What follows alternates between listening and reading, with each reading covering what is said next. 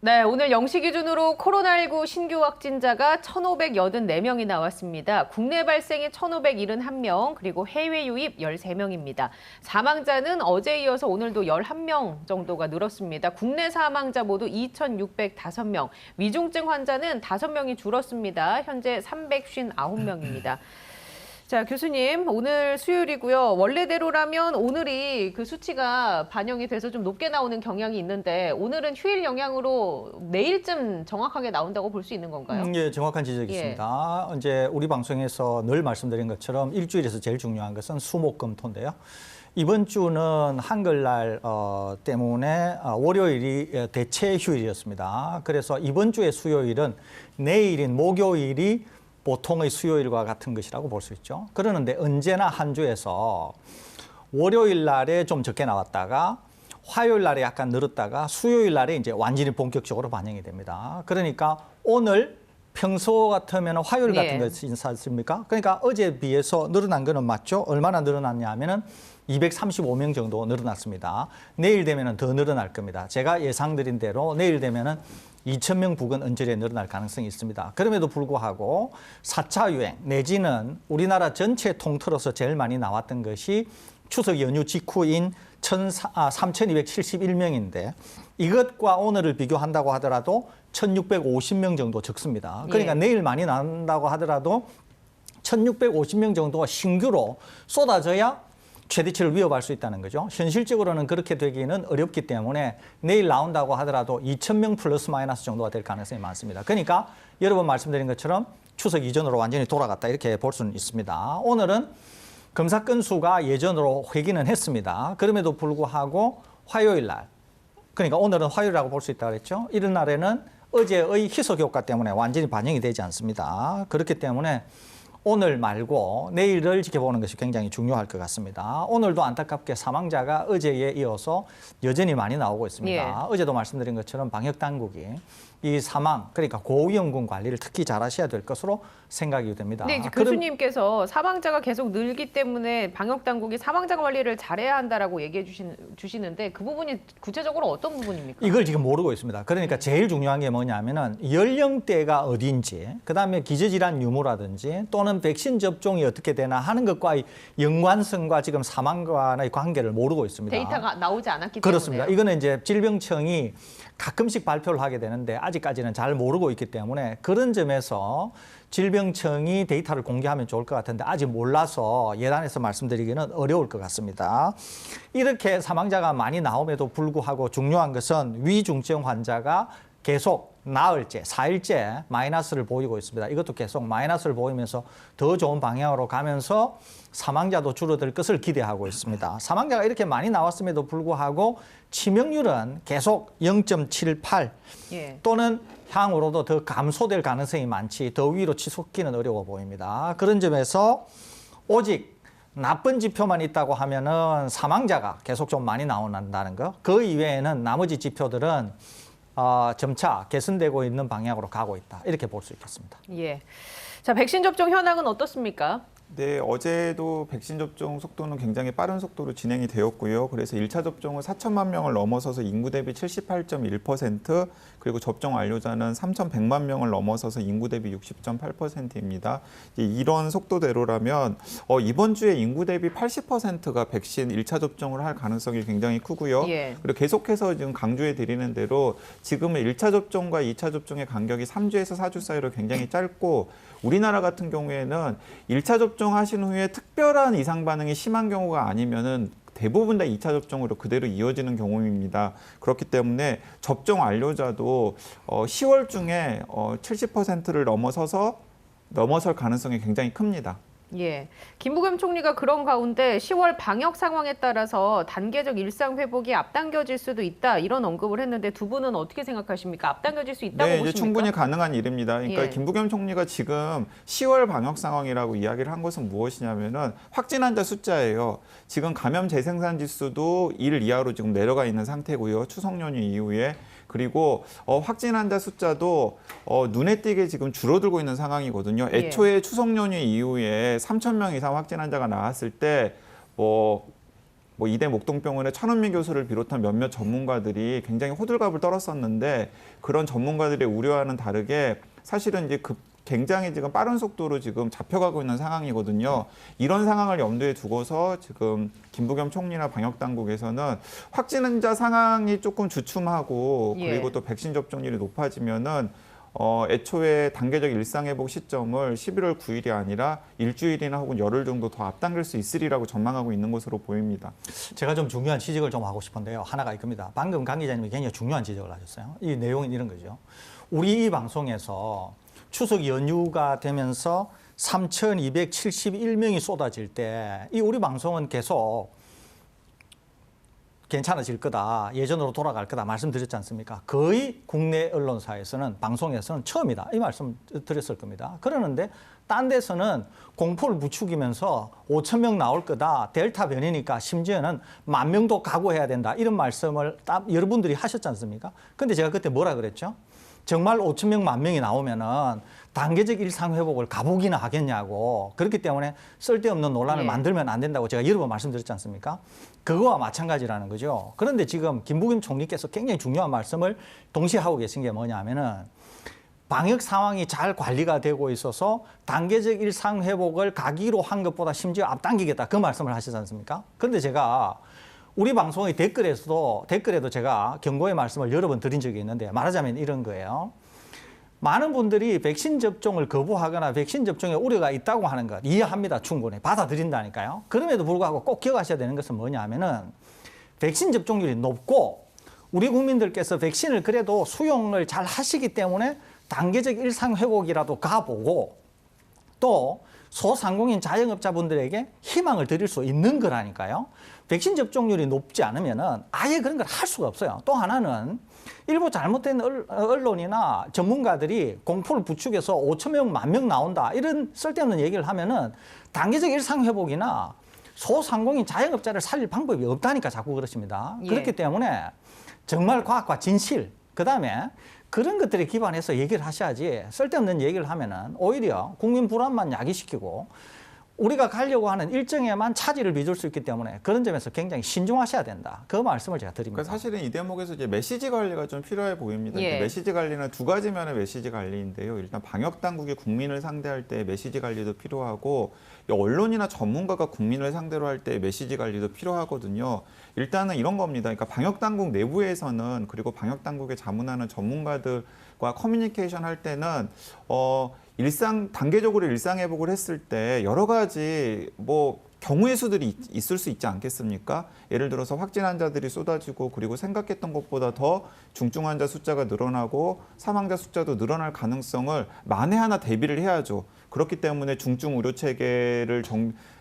환자를 케어할 수 있는 의료 체계를 정비하고 그리고 확진 환자에 대한 역학조사를 어떻게 할 것인지 그리고 또 여러 가지 상황들에 대해서 어떤 식으로 대비할지 등을 플랜 B 형태로 짜놓는 건 저는 당연히 필요하다라고 보입니다. 그리고 이제 그런 커뮤니케이션이 내부적으로 진행되는 건 당연히 해야 될 일이죠. 왜냐하면은 방역 당국은 최악의 상황까지도 대비를 해야 되기 때문에. 자, 그런데 지금 위드 코로나로 진행되고 있는 상황에서 오히려 지금 언론이나 전문가들이 시민들과 소통해야 될 것은 무엇이냐면 지금 상황에서 왜 우리가 단계적 일상 회복이 가능한 상황인지를 이야기하고 그다음에 단계적 일상 회복으로 진행되었을 때 확진 환자 숫자가 일부 많이 나올 수도 있지만 그 확진 환자 숫자가 늘어나는 것의 의미는 우리가 작년 혹은 올해 초에 백신이 없을 때 확진 환자 숫자가 늘어나는 것의 의미와는 다르다. 그렇기 때문에 확진 환자 숫자가 늘어나는 것에 대해서는 일비할 필요가 없다. 그리고 더 나아가서는 우리나라는 백신 접종률이 굉장히 높고 또 실내 마스크 착용 같은 것들을 철저히 하기 때문에 영국이라든가 혹은 미국이 단계적 일상 회복으로 빠른 속도로 전환했을 때 확진 환자가 늘어나는 추이랑은 달라질 수도 있다. 그리고 돌파 감염이 생길 수도 있는데 그 돌파 감염이 생긴 것의 의미도 사실은 별로 걱정할 것이 아니다 같은 것들을 커뮤니케이션 해야 되는데 지금도 방송에 나오는 어떤 전문가들, 예를 천아무개 같은 전문가들 같은 경우에는 계속해서 확진 환자 늘어나면 어떡하냐 이야기만 하고 있어요. 그러니까 저는 그런 게 너무 답답하다라는 겁니다. 자, 그러면은 확진 환자 수는 이제 저희도 그렇고 다른 분들도 뭐 일단은 단계적 일상 회복이 되면 좀 많이 나올 것이다라는 예측은 할 수 있잖아요. 그렇다면 지금 사망자가 계속 뭐 11명, 10명, 8명 이렇게 꾸준하게 나오곤 있습니다. 그럼 이 사망자 수치는 교수님과 강 기자가 보시기에는 우리가 단계적 일상 회복으로 가도 괜찮은 정도의 수치라고 보십니까?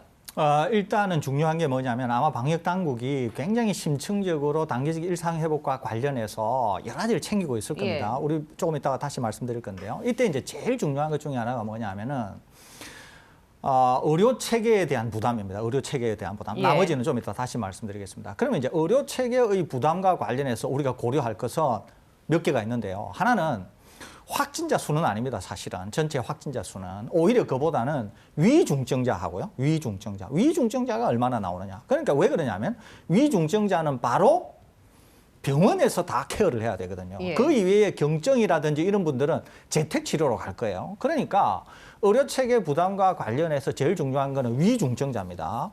그러니까 위중증자 관리를 어떻게 하느냐 하는 거 하고 위중증자가 더 악화되어서 사망에 이르는 거. 이제 예. 이 두 개라는 거죠. 그러니까 이 두 가지 관리를 어떻게 할 거냐. 그다음에 이 두 가지의 수치가 어느 정도 나오는 것을 용인할 거냐라고 하는 것이거든요.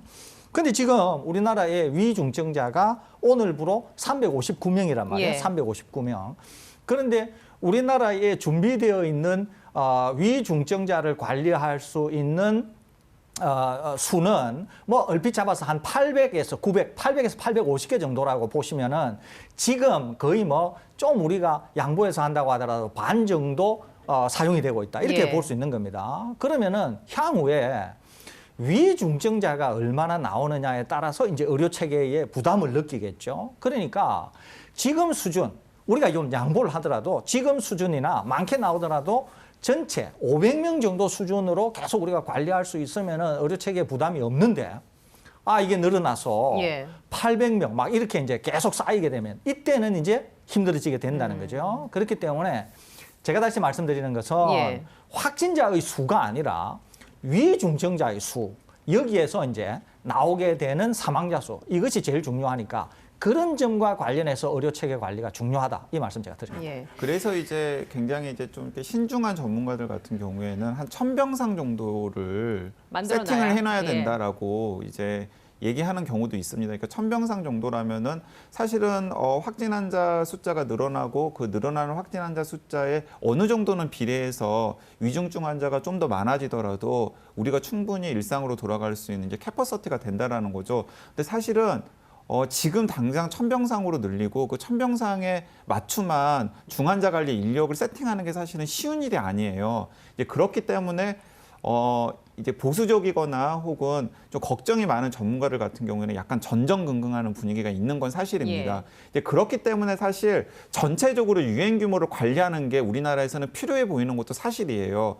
근데 저는 우리나라가 영국이나 미국처럼 급격하게 확진 환자가 늘어나리라고는 생각하지 않거든요. 단계적 일상 회복을 하더라도 단계적 일상 회복을 하더라도 왜냐하면 지금 우리가 계속해서 단계적이라는 걸 강조를 하고 있잖아요. 그렇기 때문에 늦가을이나 혹은 겨울에 확진 환자가 좀 늘어난다고 하더라도 충분히 우리 의료 체계에서 감당할 수 있는 수준 정도로 규모 관리가 되지 않을까라고 일단은 낙관하는 거고요. 예. 이제 그건 이제 뚜껑을 열어봐야 알겠습니다만 그렇기 때문에 우리가 단계적으로 이제 접근하는 게 이제 필요한 거죠. 현장에서의 반응은 어떻습니까? 아무래도 취재원들이 많이 있을 테니까 병원 의사들이나 간호사분들, 의료 인력들은 지금 현 수준의 위중증 환자 수 정도의 규모라면 단계적 일상 회복을 가서 우리가 좀 더 위중증 환자가 늘어나도 관리하는 데 지장이 없다라고 보고 있습니까? 이게 아니면 사실은 좀 이제 예. 구조적인 문제가 있습니다. 왜냐하면 지금 위중증 환자를 관리하는 현장의 의료 인력 같은 경우에는 지금 거의 이제 1년 9개월째 넘게, 계속해서 소진되고 있는 상황이거든요. 그러니까 이분들 같은 경우에는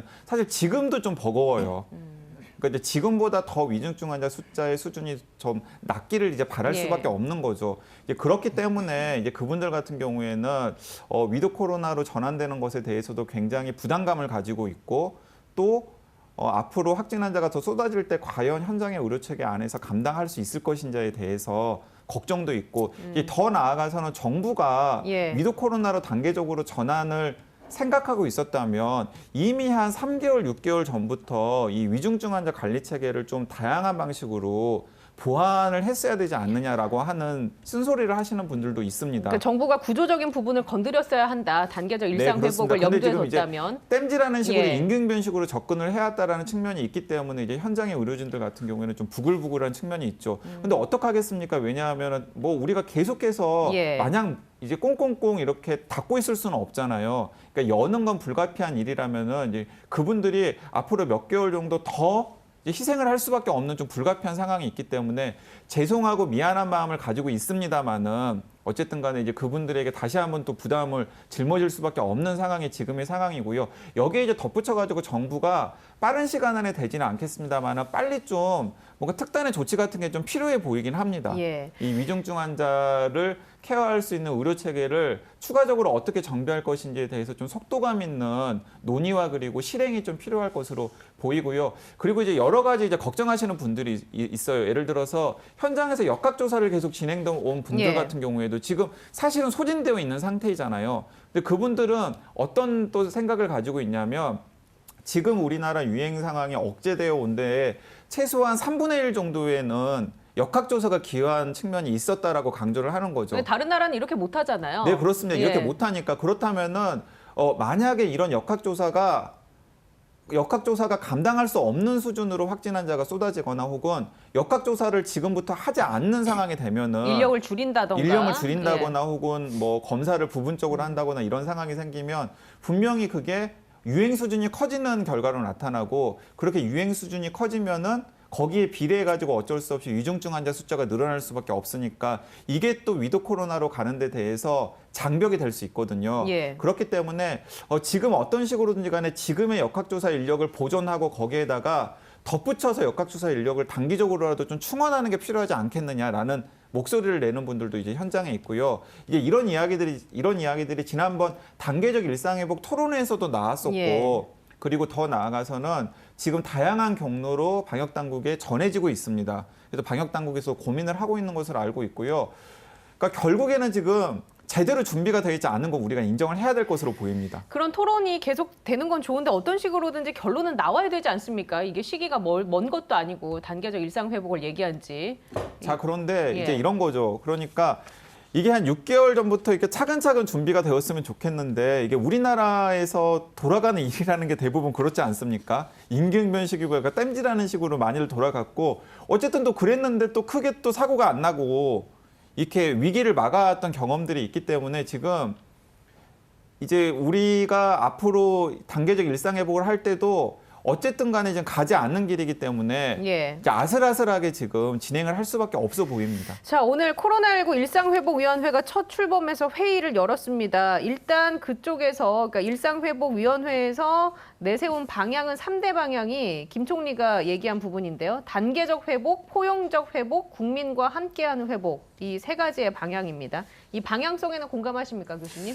아니 예를 들면 소위 말해서 표현은 뭘 쓰든가 하는 건 별 중요하지 않습니다. 사실은 그것이 무슨 일상 회복이든 그게 뭐 중요하겠습니까? 내용이 중요하고 실질적으로 그런 예. 효과가 나타나나 안 나타나는 게 더 중요하겠죠. 제가 이제 총리가 위원장이 되시는 일상회복위원회에 회의를 하신다니까 제가 좀 조언을 드린다고 하면 지금 이제 단계적 일상 회복과 관련해서 당국이 꼼꼼히 살펴봐야 될 게 정말 많습니다. 너무도 많습니다. 그렇기 때문에 제가 그런 데 대해서 조언을 좀 드린다고 하면 첫째는 백신 접종과 관련해서 꼼꼼히 챙겨야 됩니다. 이때 백신 접종은 총 백신 접종을 얘기하는 것이 아니라 고위험군, 그러니까 먼저 백신 접종을 하셨거나 연세가 많으시거나 그러니까 고령자 또 기저질환, 그래서 혹시 돌파 감염이든 그런 식으로 되었을 경우에는 이분들이 위험에 빠질 수도 있습니다. 또 어떤 분들은 백신이 고령자인 경우에는 백신 접종을 했는데도 면역이 잘 안 생길 수가 있어요. 그러니까 이제 이분들에게 있어서의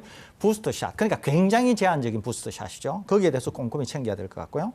이것은 또 제가 지금 말씀드리려고 하는 의료 체계의 정비와 매우 중요합니다. 그러니까 위중증자가 계속 많이 나오면 안 된다 그랬지 않습니까? 그러니까 방역 당국이 동시에 의료 체계 정비를 해야 될 것 같습니다. 그러니까 재택 치료, 지금 생활치료센터, 그다음에 병원 관련해서 그거에 대한 역할 이런 것들도 다 재정립을 해야 될 것 같습니다. 세 번째는 방역 단계를 당연히 완화해야 되겠죠, 이게. 방역 단계를 완화하게 될 때 이제 단계적으로 완화를 해야 될 것 같은데 단계적으로 완화를 할 때 어떻게 해야 될 건가라고 하는 로드맵이나 시나리오가 있어야 될 것 같아요. 그래서 그거에 대한 생각도 깊이 있게 해야 되겠습니다. 네 번째는 단계적 일상회복으로 가게 되면 결국은 방역 단계를 완화하게 되고 그러면은 업종별 단계가 이제 여러 가지로 이제 조치 사항이 나오게 될 것입니다. 그러니까 다양한 업종이 존재한다는 거죠. 그러니까 다양한 업종에서 방역 단계를 완화하거나 다양한 업종의 운영과 관련해서 어떻게 하면은 확진을 가장 줄일 수 있으면서도 효과적으로 일상회복을 가는가 하는 것이 이제 네 번째로 굉장히 중요하겠죠.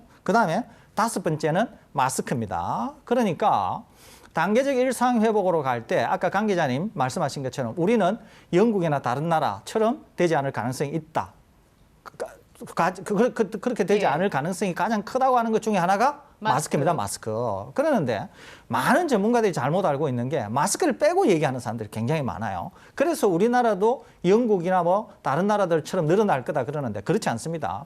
정부가 마스크에 대해서 굉장히 꼼꼼하게 생각하면서 아까 업종 이런 것들을 다양하게 고려해서 마스크를 적용한다고 하면 우리는 그런 폭발적인 양상을 보지 않으면서도 아주 연착륙을 시킬 수 있다는 거죠. 그러니까 마스크 근데 다섯 이제 번. 그거의 전제 마스크는 중요하긴 한데요, 교수님. 갑자기 궁금해지는 게 개인의 의지가 중요하지 않습니까? 정부 차원에서 마스크는 단계적으로 최대한 늦게까지 풀게 하겠다라고 해서 실내에서는 뭐 마스크 착용을 의무화한다든지. 그런데 이제 사람들의 심리가 나 백신도 맞았고 단계적 일상 회복하고 있는데 그냥 뭐 좀 소홀히 할 수도 있는 거 아닌가? 뭐 예전에는 좀 잘 꼈었는데 눈치 보여서 요새는 뭐 좀 그러지 않겠는가? 우리나라는 그럴 가능성이 없어 보입니다. 왜냐하면 제가 몇 차례 말씀드렸습니다마는 저는 사실은 요즘에는 실외에서는 턱스크도 많이 하거든요. 사실 실외에서 지금 마스크 착용하는 건 방역에도 별로 도움이 안 되고 방역에도 별로 상징적인 의미밖에 없어요. 그런데도 정말 혼자서 사람들 거의 없는데 걸어 다니는데도 진짜 코까지 다 막고 마스크 착용하시는 분들이 거의 100%예요. 자, 그러니까 이것은 무슨 말이냐면 우리나라 같은 경우에는 이제 본인의 안전 그리고 본인의 타인을 배려하는 의미도 있습니다만은 우리나라 시민들만큼이나 남의 이목을 신경 쓰는 사람들도 없는 것 같습니다. 그렇기 때문에 상호간에 견제를 하고 있기 때문에 우리나라 같은 경우에는 마스크 착용은 예. 앞으로도 굉장히 잘될 철저하게 것이다. 잘 될 것이라고 생각하고 이제 문제가 되는 방금 예. 최재현 아나운서님께서 지적하신 것 중에서 문제가 되는 부분이 무엇이냐면 불가피하게 마스크를 벗을 수밖에 없는 상황이 있잖아요. 예를 들면 밥을 카페라든가 먹는다든지. 식당이라든가 뭐 예를 들어서 이게 앞으로 문을 열 유흥업소라든가 뭐 클럽, 노래방 등등이 이제 마스크를 벗을 수밖에 없는 불가피한 곳들인데 자, 그런 곳들 같은 경우에 어떻게 관리를 할 것인가가 중요한데 이제 거기서 이제 나와야 될 게 백신 패스라고 생각을 합니다. 예. 그러니까 그 김부겸 총리가 불과 한 일주일 전까지만 하더라도 부정적이었지, 백신 약간. 패스에 대해서 약간 고개를 갸우뚱했던 것 같아요. 그러니까 여러분들의 의견을 했는데 사실은 지금은 사실 백신 패스는 백신 인센티브가 아니에요.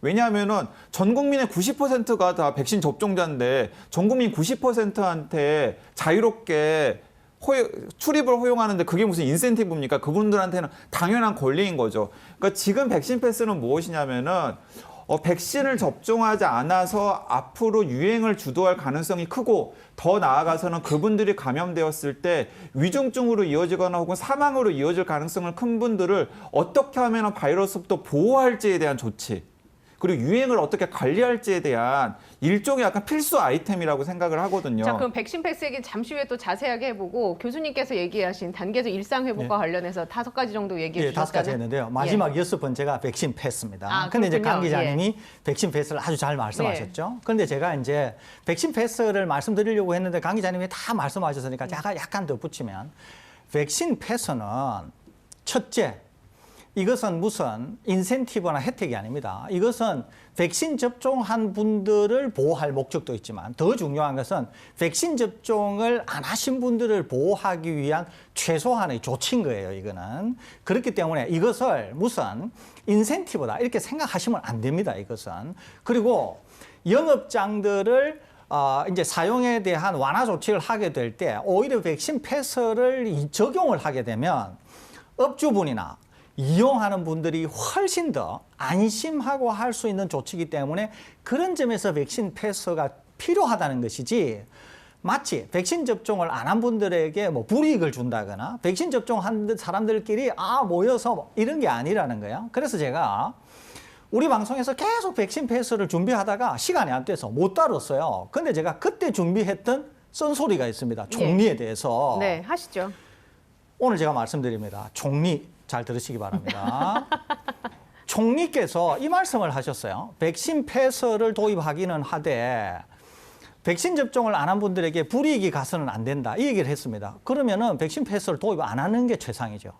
백신 패스를 도입 안 해야 됩니다. 무슨 말이냐면 이거예요. 총리가 얘기하시는 건 뭐냐면 백신 접종을 한 분이나 백신 접종을 안 한 분들에게 차별을 주어서는 안 된다라고 하는 게 첫째, 백신 패스가 차별이라고 생각하기 때문에 그런 생각이 생긴 거예요.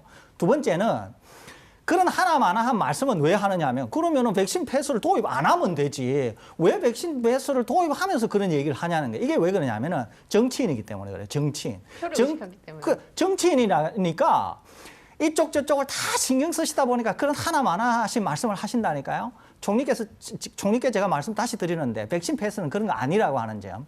요즘에 뭐 아마 주위에서 보좌하시는 분들이 잘 조언할 겁니다. 그러니까 조언 잘 들으셔가지고 그런 쓸데없는 말씀 하시면 안 된다는 말씀 제가 다시 드립니다. 그 김부겸 총리님께서는 그리고 어쨌든 간에 총리를 끝으로 자기 정치 끝내겠다라고 이야기를 하신 분이잖아요. 물론 속으로는 다른 생각을 하고 계실지도 모르겠습니다만 그렇기 때문에 정말 김부겸 총리는 단계적 일상 회복을 성공적으로 연착륙을 시키면 그게 자신의 정치인으로서의 인생에서 가장 큰 업적으로 기록이 될 수 있고 그걸 잘하면 나중에 또 다른 기회가 생길 수도 있거든요. 그렇기 때문에 굉장히 신중하게 지금 단계적 일상 회복에 집중을 하셔야 되는데 저는 예를 들어 이런 식의 커뮤니케이션 굉장히 좋다고 생각해요. 백신 패스는 백신 접종하신 분들에 대한 인센티브나 혹은 백신 접종하지 않으신 분들에 대한 차별이 아니라 백신 접종하시지 않으신 분들을 바이러스로부터 보호하기 위한 최선의 조치입니다. 그러니까 여러분들을 보호하기 위해서 지금 백신 패스를 지금 도입을 하는 것입니다라는 커뮤니케이션 굉장히 저는 좋고 이런 식으로 저는 설득을 해야 된다라고 생각을 하거든요. 인식의 프레임을 좀 바꿔야 인식의 프레임을 된다. 좀 이제 바꿀 필요가 있다라는 예. 겁니다. 그러니까 이제 그분들 예를 들어서 어린애들 불량식품 못 먹게 하잖아요. 그러니까 그거랑 비슷한 거죠. 지금 백신을 안 맞으신 여러분들이 가장 위험한 분들이기 때문에 여러분들을 보호하기 위해서 불가피하게 백신 패스를 적용을 하고 그리고 여러분들의 생활의 불편을 초래한 것입니다라고 커뮤니케이션 방식을 좀 바꿀 필요가 있고요. 이런 것들을 좀 옆에서 많이 조언을 해줬으면 좋겠다는 생각이 듭니다. 대략 업종별로 어떤 식으로 적용하는 게 좋을까요? 백신 패스를. 저는 이제 지난번 단계적 예. 일상회복 토론회에서도 좀 완강하게 이야기를 했습니다만은 그 덴마크도 그렇게 했고 싱가포르도 그렇게 했거든요. 그러니까 백신 패스를 가지고 있지 않은 분들은 저는 기본적으로 카페나 식당들에서는 테이크아웃만 가능하게 해야 한다고 생각합니다. 유흥업소는 말할 것도 없고요. 그러니까 기본적으로 그곳에서 마스크를 벗고서 음식을 먹지 않도록 하는 게 그분들을 보호하는 일이라는 생각이 들고요. 더 나아가서는 공동체 안전을 도모하는 일이라고 생각합니다. 그 먹는 곳에 있어서의 그 출입 제한 같은 경우는 그 사실은 하나인데 이쪽에서 바라보느냐 저쪽에서 바라보느냐에 따라서 근데 나는 예를 들어서 불이익을 이럴 수 받는다라고 있죠. 생각할 수도 있는 부분이고. 네, 예를 들어서 이럴 예. 수 있죠. 그러니까 이제 그분들 입장에서는 당연히 차별을 받겠다고 하겠죠. 예를 들어서 우리 아이가 10살인데 게임 못하게 하면 본인은 굉장히 억압을 받는다고 생각을 하거든요. 근데 하루에 게임 시간을 줄이는 건 사실은 부모 입장에서는 아이의 장래를 위해서 굉장히 필요한 일이라고 생각해서 그렇게 이야기를 하는 것 아닙니까? 그러니까 이제 본인이 원하는 대로 할 수는 없다라는 겁니다. 자, 그래서 그분들 같은 경우에는 그런데 나는 너무나 지금 식당을 이용하고 싶고 카페를 이용하고 싶다는 거예요. 그럼 PCR 검사 받으시라는 거예요. 48시간 전에 PCR 검사 받으셔서 48시간 동안 활용할 수 있는 백신 패스, 임시 백신 패스 끊으시면 됩니다. 그러면 이용하실 수 있다라는 거죠.